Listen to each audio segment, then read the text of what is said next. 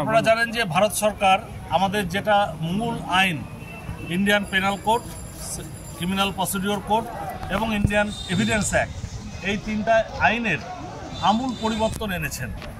এবার কোনো একটা আইনের যদি আমূল পরিবর্তন আনতে হয়, তার যে পদ্ধতি সারা জীবন ধরে যে ভারতের সংবিধান অনুযায়ী এবং প্রথা অনুযায়ী যেটা মেনে চলা হয়েছে, যে সেটা অন্ততপক্ষে ইনিশিয়েটিভ নিতে হয় অন্তত 3 বছর আগের থেকে, বিভিন্ন অঞ্চল থেকে তার ডিবেট হয়, বিভিন্ন সংশ্লিষ্ট সংস্থার থেকে তাদের একটা সাজেশন চাওয়া হয়, কিচ্ছু না করে শুধুমাত্র ওখানে পার্লামেন্টে মানুষদেরকে বের করে দিয়ে, পার্লামেন্টের সদস্যদের বের করে দিয়ে তারা ওখানে এই আইনটা পাস করেছে।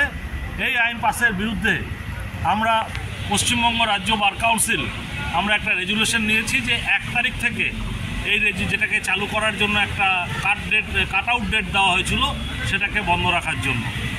এবং আমরা যে রেজুলেশনটা নিয়েছিলাম, ইতিমধ্যে সেই রেজুলেশন নিয়ে কিছু স্বার্থান্বেষী লোক একটা আদালতে মামলাও করেছিল, কিন্তু আমি পরিষ্কার করে বলে দিই, আদালত ওই রেজুলেশনের বিরুদ্ধে কোনো স্থগিতাদেশ দেন নাই এবং সেই রেজুলেশনটা অপারেটিভ এবং সেই রেজুলেশন অনুযায়ী রাজ্য বার কাউন্সিল যেহেতু প্যারেন্ট বডি, পশ্চিমবঙ্গের সমস্ত বার অ্যাসোসিয়েশন, এবং আমি এই মুহূর্তে কয়েকটা বার অ্যাসোসিয়েশনের সাথে সকালে কথা বলেছি, তারা বার অ্যাসোসিয়েশনকে বন্ধ রেখে এবং দলমত নির্বিশেষে সবাই আমরা বার অ্যাসোসিয়েশনের পতাকার তলে আমরা এই আন্দোলন করছি।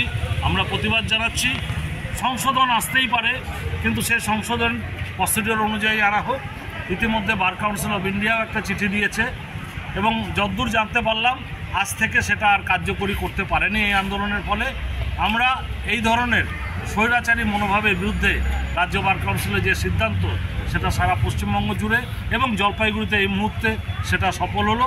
আমরা এই বার্তা দিল্লি পর্যন্ত পৌঁছে দিলাম।